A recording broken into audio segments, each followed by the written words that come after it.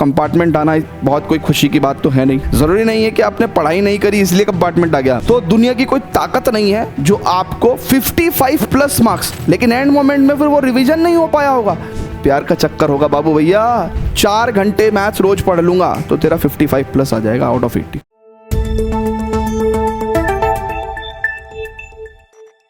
Hello students, कैसे हैं आप लोग? और उम्मीद करता हूं कि आप बढ़िया होंगे और मजे कर रहे होंगे। तो ये तो मेरी आदत है हर बार बोलने की, वीडियो को ऐसे ही मैं स्टार्ट करता हूं, लेकिन मुझे पता है कि आप बिल्कुल भी बढ़िया नहीं हैं, क्योंकि अगर आप ये वीडियो देख रहे हैं तो डेफिनेटली कहीं ना कहीं आपका मैथ्स में कंपार्टमेंट आया, और कंपार्टमेंट आना बहुत कोई खुशी की बात तो है नहीं, ठीक है ना? तो दुखी ही हैं। अब बात यह है कि अगर हम लोग दुखी हैं, इधर उधर रोते रहेंगे, है ना, तो उससे कोई फ़ायदा नहीं है। हम हाथ पे हाथ धर के बैठे रहेंगे, उससे भी कोई फ़ायदा नहीं है। अपना दुखड़ा लोगों के सामने गाते रहेंगे, उससे भी कोई फ़ायदा नहीं है। फ़ायदा ये है कि भैया हम अपनी गलतियों को एनालाइज कर लें कि पास्ट में हमसे क्या गलतियां हुई हैं जिसकी वजह से हमारी ये कंपार्टमेंट आ गई है।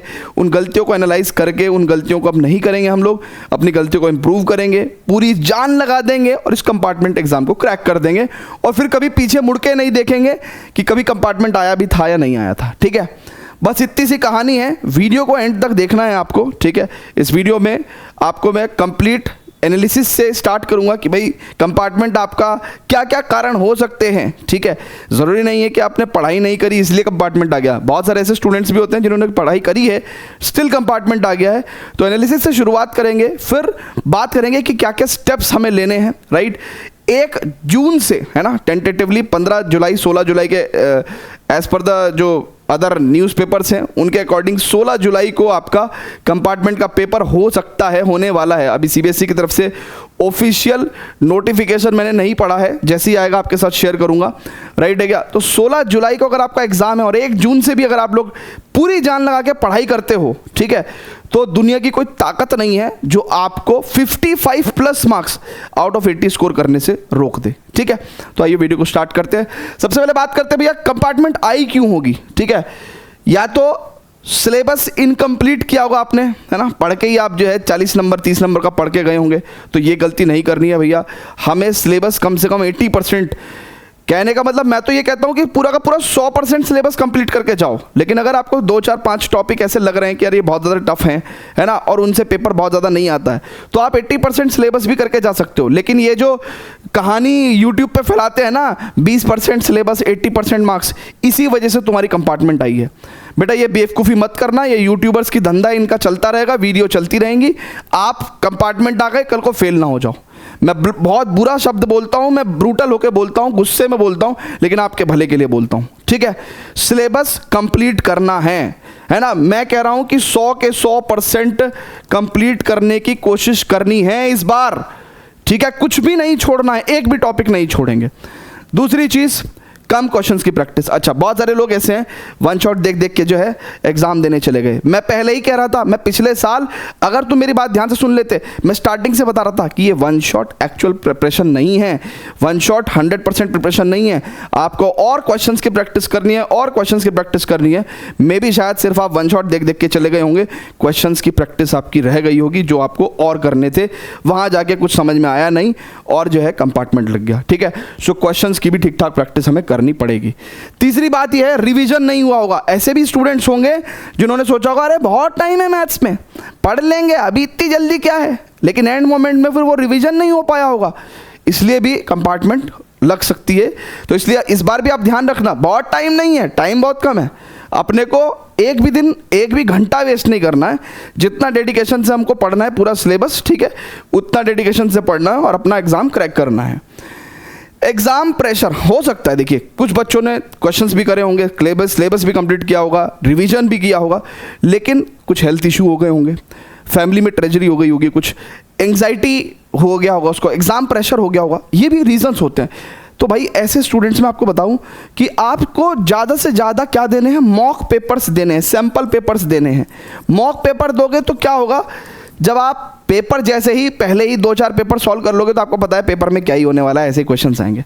सो आपको मॉक पेपर करने हैं, ठीक है? इसके अलावा ऐसा भी हो सकता है भैया, अदर रीज़न में प्यार का चक्कर होगा बाबू भैया। मुझे पूरा यकीन है कुछ लोगों की तो कंपार्टमेंट इस वजह से आई है, समझ जाओ बेटा, ठीक है? नहीं तो ज़िंदगी बर्बाद करके ही मानेगी वो, ठीक है, चलिए तो आगे चलते हैं। अच्छा, अब कुछ स्टूडेंट्स का कहना है कि सर पूरी जान लगा देंगे हम लोग कंपार्टमेंट एग्जाम के लिए, लेकिन आप ये बताइए कि जितना टाइम है क्या इसमें हो पाएगा? यही क्वेश्चन चल रहा है ना दिमाग में कि टाइम कम है, कंपार्टमेंट का कैसे होगा? भाई मेरी बात सुन, जितना टाइम अभी बचा है ना, अगर तू अपनी पूरी जान लगा दे तो 55+ मार्क्स आ जाएंगे तेरे आउट ऑफ 80। पूरी जान लगानी पड़ेगी, राइट है क्या? पूरी जान लगानी पड़ेगी। मतलब मेरा कहना यह है कि 1 जून से, राइट, अगर तू 15 जुलाई तक मुझे ये वादा कर दे कि 4 घंटे रोज पढ़ लूंगा, 4 घंटे मैथ्स रोज पढ़ लूंगा, तो तेरा 55+ आ जाएगा आउट ऑफ 80।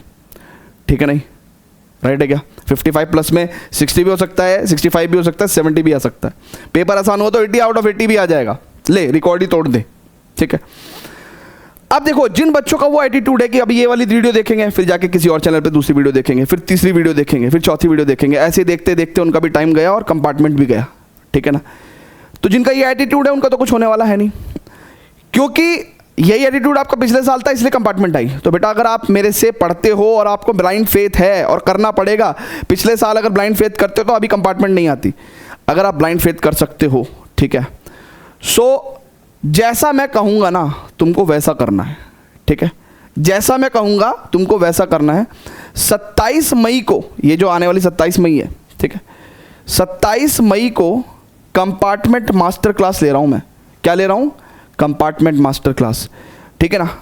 फॉर्म का जो लिंक है वो डिस्क्रिप्शन में, इसको फिल करो और मुझे बताओ कि अभी आपके प्रेजेंट में कितने मार्क्स हैं, आपका नाम क्या है, आपका नंबर फिल करो। ठीक है, सो दैट आपको मैं डिटेल्स भेजूं कंपार्टमेंट मास्टर क्लास की। ठीक है, और इस मास्टर क्लास के अंदर आपको मैं स्ट्रेटेजी, ठीक है, कैसे क्या स्ट्रेटेजी हमें अपनानी है कंपार्टमेंट क्रैक करने के लिए, पिछले 5 सालों के कंपार्टमेंट के पेपर एनालिसिस करके आपको एक बेहतरीन स्ट्रेटेजी दूंगा।